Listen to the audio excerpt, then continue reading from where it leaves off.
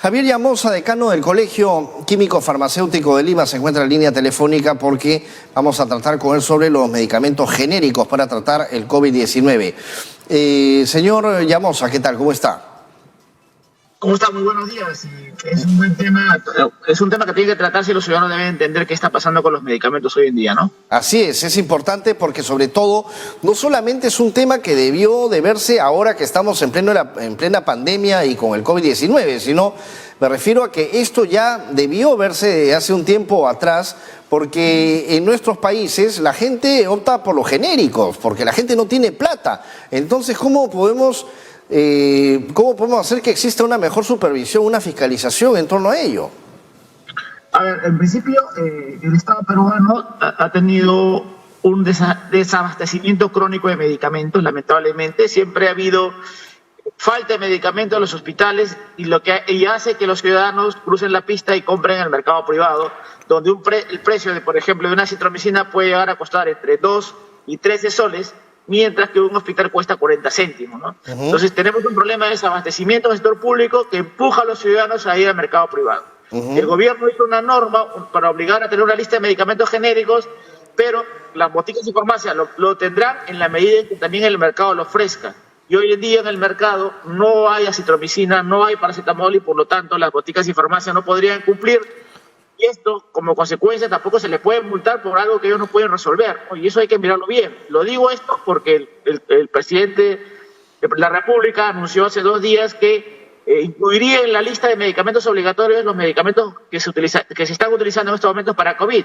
Y eso no es la salida. La salida es que no hay en el país medicamentos que tienen alta demanda para esta pandemia, como la citromicina, la hidroxicloroquina, la enoxaparina, la ivermectina, por ejemplo, que aunque no han demostrado que curen, sí la gente por el miedo y por el temor ha salido a consumir y no hay en el mercado y por lo tanto no puedo tampoco obligar a la botica y farmacia que los venda cuando no hay quien se los provea a ellos mismos, ¿no? Ahora, pero no es raro esto porque esto no solamente por el COVID-19.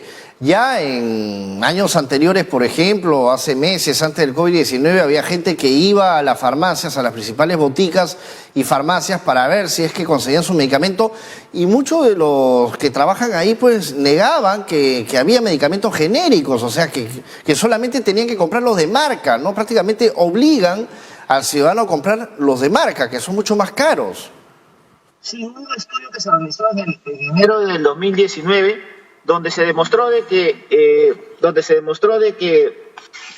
las cadenas de boticas estarían ofreciendo como primera opción los medicamentos de marca de la propia cadena, ¿no? Y esto y no estarían ofreciendo los medicamentos genéricos en DSI que están obligados a tenerlos, pero que lamentablemente se agotaba o pasaba cosas como esa y lo que hacían era ofrecer sus propias marcas, ¿no? Son genéricos, pero son genéricos con sus propias marcas.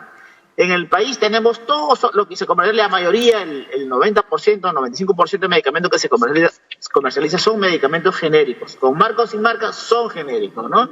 La diferencia son con los medicamentos innovadores, que son los medicamentos que provienen de los laboratorios que hacen la investigación y desarrollo, inventan, ¿no? A través de investigaciones inventan este medicamento y por lo tanto ese producto, por ejemplo, podría tener un valor agregado, un precio alto porque hay un costo de investigación y desarrollo. Pero en los genéricos eso no existe y peor aún en los genéricos de marca que comercializan las cadenas y que es lo primero que te ofrece cuando uno va a comprar acitromicina, lo primero que te ofrece es Acitor. ¿Y cuánto cuesta el Acitor como tableta? 13 soles cada tableta, ¿no? Y el genérico en el propio establecimiento cuesta 1 sol 20, 1 sol 50, ¿no? Ahora, eso también es importante destacar, ¿no? Porque es que se están subiendo los precios, porque la gente se queja también que los medicamentos están mucho más caros que antes, ¿no? Si el blister antes costaba 10 soles, por ejemplo, ahora te cuesta hasta 40 soles en muchas farmacias. ¿Esto realmente no es un delito en medio de esta pandemia? Lamentablemente, bueno, lo que estamos observando es que frente a esta pandemia, frente a la alta demanda de un grupo de medicamentos, no de todos, porque en la mayoría de los medicamentos no han subido de precio, habrán tenido una variación del 3 y 4% que era previsible como consecuencia de esta pandemia, porque China había cerrado sus plantas al inicio, porque el flete, las embarcaciones, el comercio mundial se ha agilizado y por lo tanto ha generado entrampamientos, el dólar ha cambiado, entonces era previsible aumento de precio entre 3 y 4%, pero para el medicamento del COVID el aumento ha sido hasta de 2000% y esto es como consecuencia de una especulación. Aquí hay una especulación en los precios de medicamentos, hay precios excesivamente altos y lamentablemente la especulación o el acaparamiento en el país no se sanciona, ¿no? Tenemos una norma de especulación que es inaplicable y una ley para acaparamiento no se aplica, no está en el Código Penal y por lo tanto hoy en día hay como 4 o 5 proyectos de ley en el Congreso para sancionar la especulación. Pero la especulación, que se debe sancionar como en todos los países, lamentablemente también es un proceso de investigación y mientras se hace la investigación para determinar que hay una especulación, probablemente la pandemia ya haya acabado y esto no sería tan práctico, ¿no? Tenemos que tomar otras medidas más eficientes en este momento porque en este momento tenemos ese problema, ¿no? Ahora, usted dice que no existe una sanción, pero el jefe de Estado, Vizcarra, ha indicado que los establecimientos que no cumplan con la medida serán sancionados o podrían ser sancionados. Entonces, ¿acá hay una desinformación o qué? No, no se sanciona la especulación y el acaparamiento, pero sí el ministro Vizcarra ha anunciado de que incluiría los medicamentos para COVID dentro de la lista de medicamentos obligatorios. El que no tiene, la botica y farmacia que no tiene esos medicamentos va a ser sancionado, ¿no? Eso es diferente, eso no es especulación ni acaparamiento, simplemente hay una norma que obliga a tenerlo. Pero la norma se le dio ayer y cuando uno mira la norma lo único que han hecho es incluir 3 medicamentos que no necesariamente son para COVID. Estamos hablando de la dexametasona, de la epinefrina, que no tiene nada que ver con el COVID, y la metilprednisolona, que tiene otras indicaciones, pero que puede utilizarse cuando la enfermedad llega a tal punto en la cual se puede usar la metilprednisolona, ¿no? Se han aumentado 3 medicamentos, no necesariamente son los que mayor demanda se tiene como consecuencia del COVID. Entonces, ahí creo que, primero para nosotros, para los químicos farmacéuticos y para el gremio farmacéutico, la solución no va por obligar a las boticas y farmacias. La solución va por solucionar el abastecimiento, la fabricación o la importación de medicamentos. Si el mercado no te ofrece la cantidad suficiente, pues el Estado que ingrese comience a fabricar o comience a importar para solucionar la falta de estos medicamentos cuando sea necesario. Porque, ojo, los medicamentos que estamos usando para COVID se usan bajo un concepto el concepto de uso de medicamentos de uso compasivo. Significa que uso medicamentos que están en experimentación para esta enfermedad, pero que lo uso porque frente a la ausencia de medicamentos que puedan tratar, pues uso esto. Pero está en investigación. No es nada definido que nos digan, o no está definido que digan que este medicamento va a curar esta enfermedad. Solamente son medicamentos en investigación que mañana más tarde puede surgir la evidencia de que efectivamente no funciona y lo vamos a dejar de usar. Entonces, hay que tener en cuenta eso, hay que usarlo de forma responsable. Y esto lo digo porque algunos galenos en algunos medios de comunicación han estado promoviendo que las personas se automediquen, que consumen antibióticos, que consumen hidroxicloroquina. Es que porque, señor Llamosa, también es la desesperación de la gente, ¿no? A veces tiene los síntomas y si a eso va sumado que cuando llaman, por ejemplo, una línea no les contestan, cuando llaman, por ejemplo, al MINSA les dicen que no pueden ir hasta la casa, entonces ya la gente empieza a automedicarse o por ahí de repente acuden al médico de cabecera, ¿no? O un amigo de confianza. Y muchas veces ellos son los que le dicen, tómate esta pastilla, tómate la otra. Van a la farmacia y finalmente se dan cuenta que el empresario, el dueño de esa farmacia, se quiere aprovechar porque los precios los sube por los aires y la gente no tiene para comprar un medicamento de marca. Genéricos, como usted bien decía, están escaseando, ¿no? Por lo que usted me dice. Sí, a ver, no necesariamente la botica y la farmacia es que le sube los precios. Atrás hay un distribuidor y atrás hay un fabricante que le han subido los precios y le venden el precio alto a las boticas y farmacias. Claro. Y por lo tanto eso se refleja en los precios. O sea, hay que identificar quién está especulando en la cadena de suministro, ¿no? Ya. Ahora bien, pero perdón, señor Llamosa, pero ya se tiene identificadas a esas farmacias porque ya hay por ahí hay 3 farmacias, 4 farmacias que ya han sido identificadas, que son de un grupo importante económico en el país.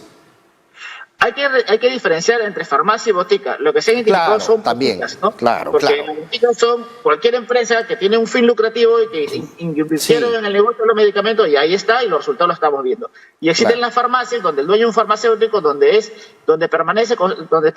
tiene una permanencia y tiene un trato diferenciado comparándolo con una botica. Entonces, ahí la botica, para hacerlo más simple, para que la gente entienda, ¿no? O sea, Incafarma, por ejemplo, es una botica.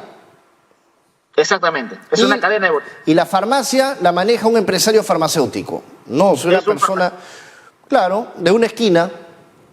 Exacto, y que conoce al vecino, conoce la dolencia de su comunidad y por lo tanto, a pesar que sus precios no necesariamente son tan competitivos como el de las cadenas, vive, subsiste, existen, porque tienen un trato diferenciado, un trato social, un trato en la cual el ciudadano, el farmacéutico sabe pues qué dolencias tiene cada uno de sus vecinos y por lo tanto le puede hacer un seguimiento sobre la terapia o los medicamentos que está consumiendo, ¿no? Claro, el tema está acá que la gente acude a las boticas ahora, pues, ¿no? O sea, es como quien ahora ya no te va a una bodega, sino te va más bien a un supermercado, un minimercado, un minimarket. No es lo mismo lo que está sucediendo ahora. Entonces, cuando va, por ejemplo, esta persona a esta botica, se da cuenta de que muchas veces el que está detrás de la vitrina pues no le vende o se siente que lo están usando porque no le vende el medicamento más barato que podría comprar, sino el más caro, ¿no? Entonces ahí entra este dilema. ¿Por qué me están a mí engañando? ¿No? ¿Qué es lo que está pasando con los medicamentos? Sí, aquí todavía nos falta poner mucha mano dura sobre esto, porque más allá de lo que usted me comenta, también se sabe, y en el mundo existe y en el Perú no es ajeno a esto, de que existen incentivos perversos. Incentivos perversos que significa que si un dependiente agarra y te vende un medicamento y te insiste en venderte una caja de medicamentos, es porque si vende la caja completa, él tiene una bonificación en su sueldo.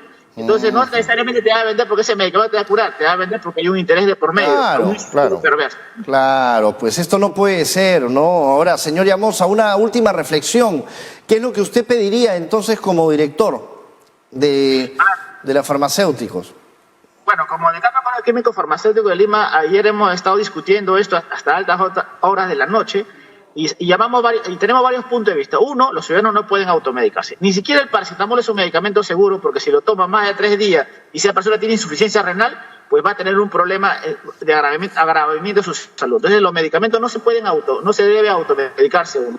Dos, no sé que hay miedo de los ciudadanos sobre el tema del COVID, pero todos los medicamentos que están usándose en este momento y que se habla son medicamentos que están en experimentación. O sea, estamos usando medicamentos que están en fase de experimentación bajo el concepto de uso compasivo.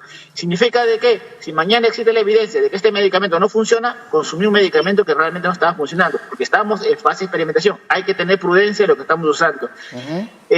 Sabemos que el sistema de salud, bueno, frente a esta pandemia se ha mostrado de que no era lo suficientemente consistente como para atender a todos los ciudadanos, peor aún para llegar a la universalización del derecho a la salud, pero que esto nos permite también que entendamos, seamos tolerantes, el miedo hay que asumirlo como tal, pero que no nos podemos automedicar porque las consecuencias de esto puede ser peor. Bien, muchas gracias. Sí, bien, muy amable. Muchas gracias, señor Llamosa, por su participación aquí en UCI Noticias. Muy buenos días y cuídese. Bueno, hasta luego.